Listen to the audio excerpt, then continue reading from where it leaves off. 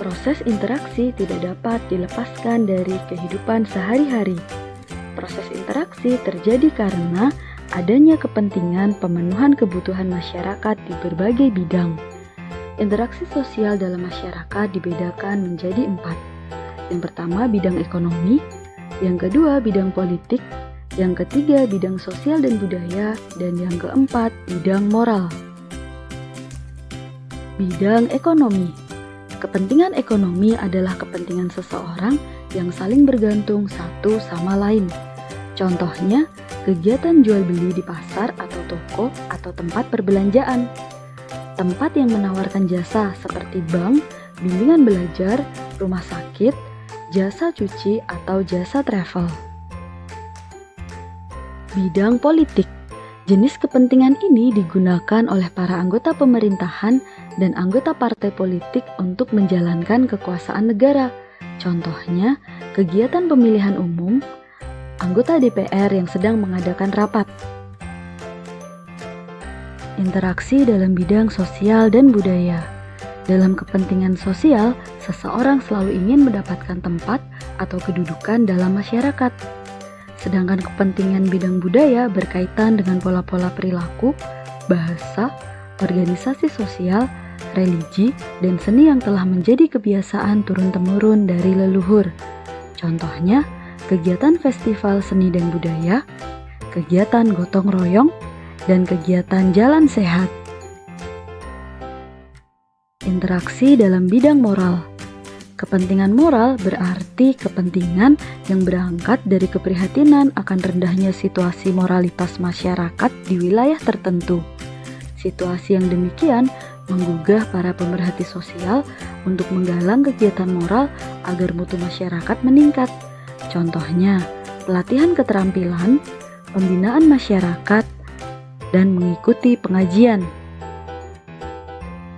Interaksi diperlukan dalam pembangunan suatu wilayah.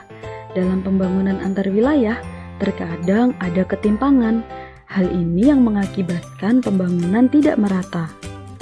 Faktor pendorong adanya interaksi antar warga masyarakat. Yang pertama, perbedaan kandungan sumber daya alam pada setiap daerah. Setiap daerah memiliki sumber daya alam yang berbeda antara daerah satu dengan daerah lain. Perbedaan kandungan sumber daya alam yang berbeda-beda tersebut membuat kegiatan produksi di suatu daerah berbeda-beda dengan kegiatan produksi di daerah lain. Daerah yang kaya akan sumber daya alam membutuhkan biaya yang lebih murah untuk melakukan kegiatan produksi. Dengan demikian, pertumbuhan ekonominya lebih cepat daripada daerah yang memiliki kandungan sumber daya alam yang lebih rendah. Yang kedua, perbedaan kondisi demografis. Artinya, keadaan yang berkaitan dengan kependudukan. Perbedaan kondisi demografis meliputi perbedaan tingkat pendidikan dan kesehatan penduduk, perbedaan semangat kerja yang dimiliki masyarakat, dan perbedaan tingkah laku juga kebiasaan masyarakat masing-masing daerah. Dengan kondisi demografis yang baik, pertumbuhan ekonominya akan lebih cepat. Kurang lancarnya mobilitas barang dan jasa. Lancarnya mobilitas barang dan jasa menunjang pemerataan pembangunan. Salah satu penyebab adanya ketimpangan pembangunan antar wilayah adalah kurang lancarnya mobilitas barang dan jasa. Contohnya, dalam perdagangan antar wilayah, apabila mobilitas kurang lancar, maka kelebihan produksi suatu daerah tidak dapat dijual ke daerah lain yang membutuhkannya. Yang keempat, konsentrasi kegiatan ekonomi daerah atau wilayah.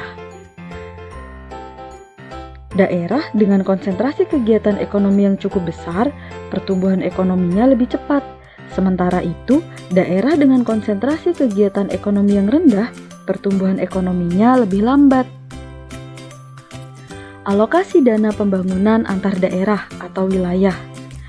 Alokasi atau anggaran dana yang dimiliki setiap wilayah bergantung pada sistem pemerintahan daerah tersebut.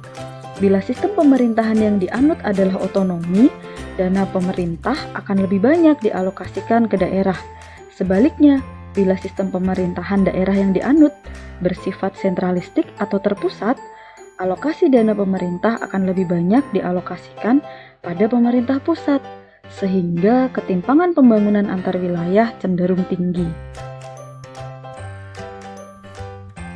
Contoh interaksi sosial di lingkungan masyarakat sebagai upaya menciptakan lingkungan yang bersih, aman, dan tentram. Yang pertama, mengikuti kerja bakti secara rutin. Yang kedua, mengadakan ronda malam. Yang ketiga, musyawarah sebagai penyelesaian masalah. Dan yang keempat, toleransi antar umat beragama.